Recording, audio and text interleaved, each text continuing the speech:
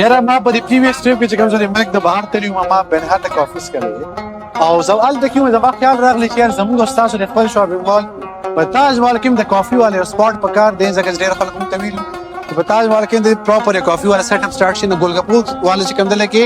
پوینټ بلکې بتاو سره کې خاصه شانت کې کافي ملاويږي چای برتم ملاويږي کشمیری ټي برتم ملاويږي او ضروري نه تاسو ته د گاډي نه راکوشه ځان نه راواخلې بلکې تاسو په گاډي کې هم روان یې د گاډي نور تاواز ورکړي چې کوم سټاف ته هغه تاسو د گاډي پورې به راوړي او دلته کې صرف چای کافي